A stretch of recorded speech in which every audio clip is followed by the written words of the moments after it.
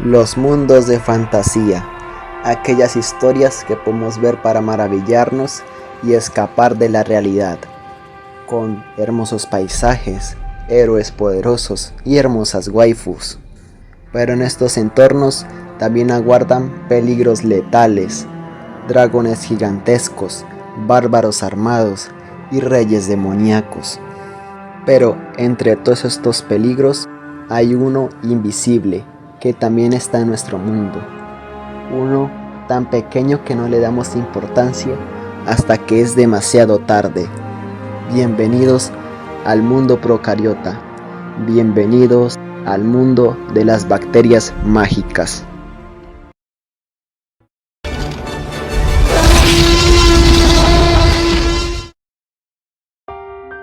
Hola a todos, soy Red Science en un nuevo video que, como se darán cuenta por el título, hablaremos de la posibilidad de la existencia de bacterias mágicas en mundos de fantasía. Aunque si quieres entender mejor este video, te recomiendo ver este otro video que publiqué hace un tiempo, en el que hablo de la posibilidad de vida con magia.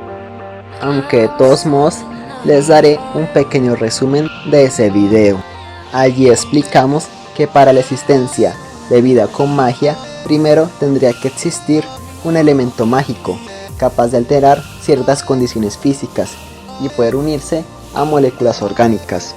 Entonces, al principio, algunos organismos empezarían a metabolizarlo como si fuera su alimento o un suplemento, pero posteriormente la selección natural favorecería a aquellos capaces de utilizar magia, y entonces se verían distintas habilidades, claro, con el coste de que al usar magia gastarían parte de su propia energía vital, y en algunos casos podría ser mucho el costo, por lo que a lo largo del tiempo algunos la perderían o la reducirían al mínimo.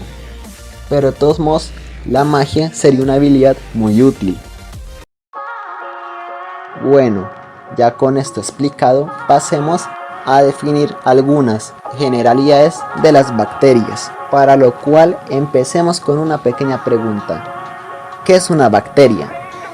Parece obvio, pero entonces dime, ¿qué es una bacteria? Escribe en los comentarios sin saltarte esta parte. A ver, ¿qué es una bacteria? ¿No era muy obvio? Pues no. A veces se confunden algunos organismos como si fueran bacterias, como las arqueas o incluso a las amebas, que ni siquiera están tan relacionadas. En primer lugar, las bacterias son organismos procariotas, es decir, que no tienen núcleo, a diferencia de nosotros que somos eucariotas, poseyendo un núcleo en el que se guarda nuestro ADN.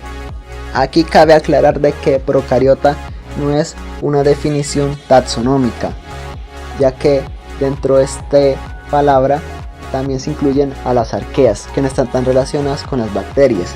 Esta es una definición estructural, lo que me lleva al segundo punto. Las bacterias poseen un cromosoma circular, ya que a diferencia de nuestros cromosomas que tienen extremos que se van gastando a lo largo del tiempo, las bacterias tienen un cromosoma que no tiene extremos, o sea, no tiene principio o fin, puede seguir girando y girando, lo cual evita que se gaste y las haría virtualmente inmortales.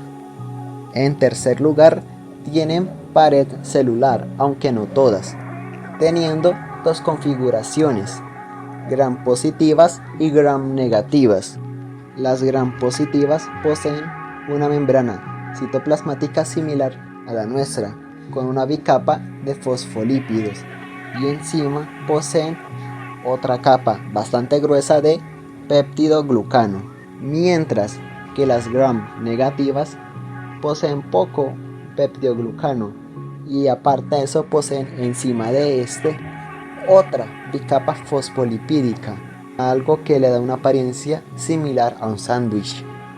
En sus exteriores, en estas membranas y capas, poseen otras estructuras como fimbrias, que son similares a pelitos, lo que les permite adherirse a tejidos o superficies. Y también poseen un pili, que es similar a las otras estructuras, pero es más gruesa y permite otras habilidades como el intercambio genético. Fuera de estas generalidades, las bacterias pueden ser muy diversas, ya que pueden obtener energía de distintas fuentes. Algunas la obtienen de la luz, siendo fotótrofas, como las plantas.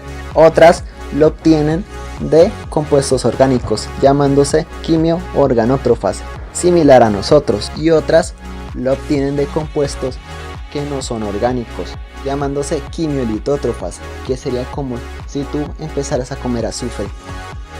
Aunque todas siguen requiriendo fuentes de carbono, que puede provenir de el CO2, llamándose autótrofas, mientras que las que los requieren de compuestos orgánicos como materia en descomposición u otros organismos se llaman heterótrofas. También pueden presentar diferencias en su respiración celular y no es como la tuya, ya que con esto nos referimos a la producción de energía, y esta se puede dividir dependiendo del aceptor final de electrones. ¿Qué es eso? Bueno, la molécula que al final va a coger esos electrones y producir energía química, denominándose aerobia si el aceptor final es oxígeno y anaerobia si es diferente del oxígeno. Ahora, si recuerdas algo que dije anteriormente, las bacterias tienen un pili que les permite intercambiar genes. Esto sirve para algo llamado transferencia horizontal de genes. ¿Qué es esto? Bueno, la transferencia horizontal de genes es un fenómeno por el que las bacterias pueden pasar ciertos genes a través del pili a otras bacterias o incluso a arqueas, sin importar si son cercanamente emparentadas o siquiera el mismo dominio. Esto ha hecho muy difícil hacer clasificaciones taxonómicas y relaciones filogenéticas en las bacterias, ya que aunque estén dispersas en el árbol pueden compartir genes, lo que lleva a tener que usar distintas herramientas para tener mayor confiabilidad y saber cuál es la verdadera relación genética entre las bacterias. Aún así, a pesar de esos problemas, se han podido definir algunas cosas y llegar a una especulación con base a la genética de cómo habría sido el último ancestro en común entre las bacterias. Y según algunos estudios, esta habría sido con forma de bacilo, gram negativa, con un flagelo que le permita moverse, y en el caso de su metabolismo haría glicólisis similar a como metabolizamos el glucógeno, además de otras vías como la del ácido tricarboxílico y las vías de pentosas fosfato. Además, se determina de que esta no habría fijado carbono. Además, que estos estudios nos dicen que una tendencia es que las bacterias después de eso empezaron a reducir el tamaño de sus genes, siendo que al principio de su historia las bacterias eran anaerobias y posteriormente esto cambió, ya que empezaron a aparecer bacterias fotosintéticas oxigénicas, es decir, que producían oxígeno, lo que llevó al evento conocido como la gran oxidación, que sucedió hace poco más de 2,3 mil millones de años. Aunque esto llevó a una edad de hielo que casi extingue la vida, pero después de esto la vida se abrió camino. Bueno, ya con todo lo anterior explicado, ahora pasemos a un poco de evolución especulativa. Para esto, primero imaginemos un mundo mágico.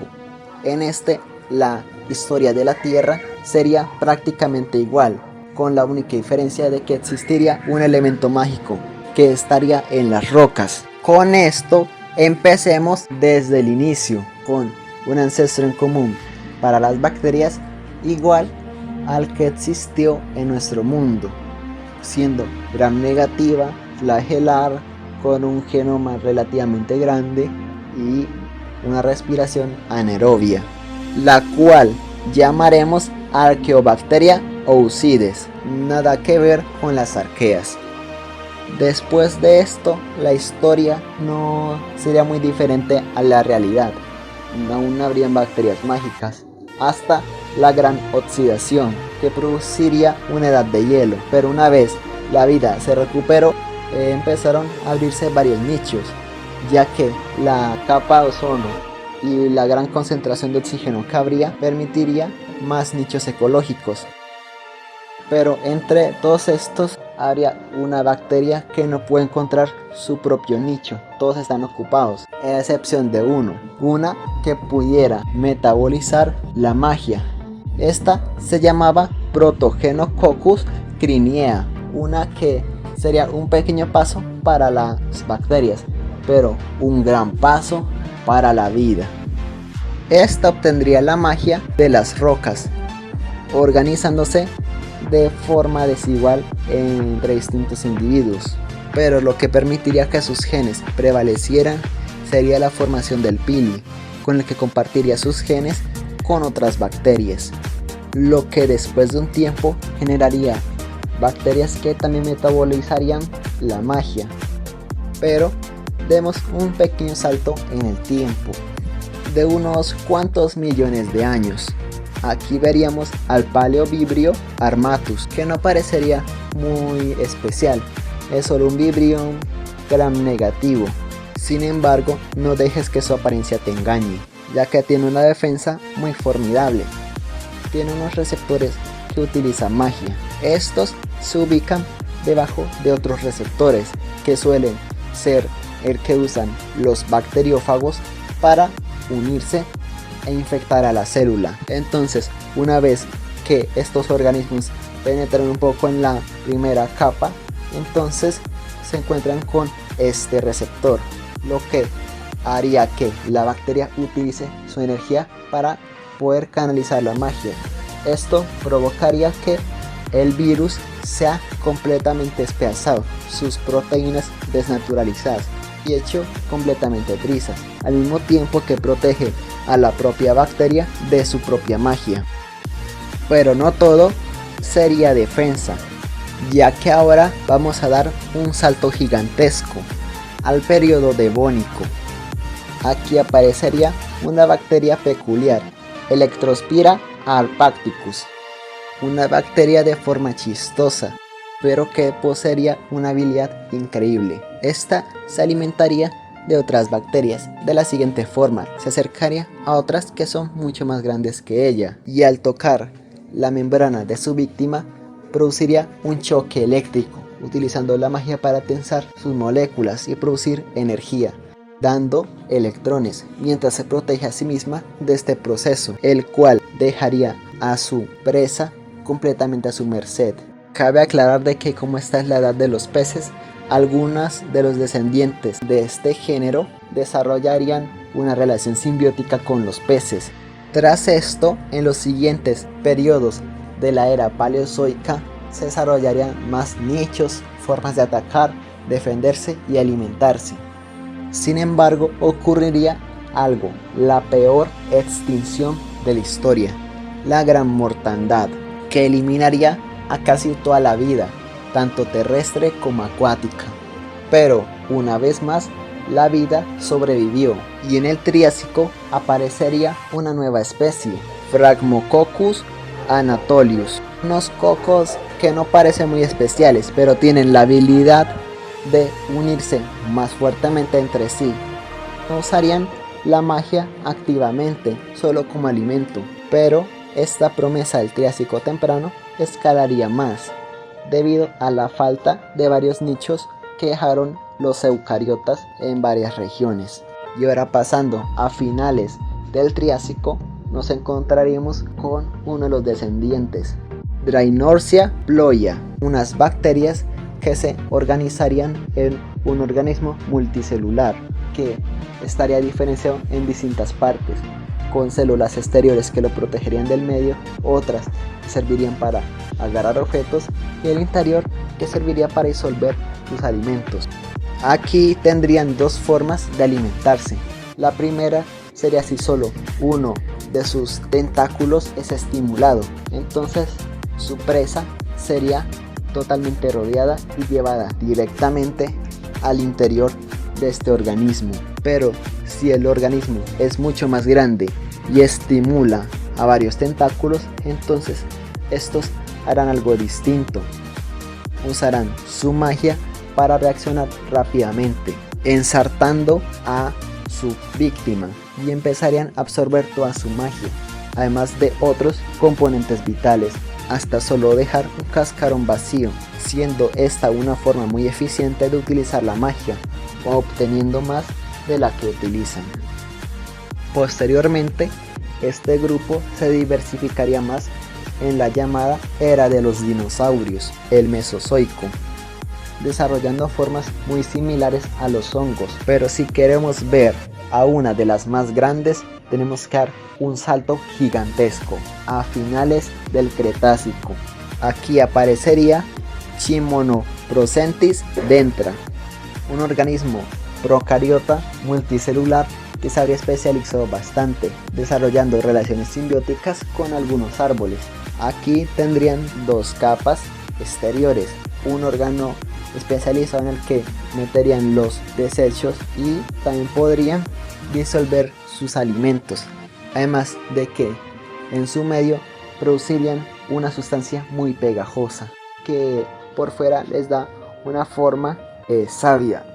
Pero ¿para qué es esto? Bueno, veamos cómo caza.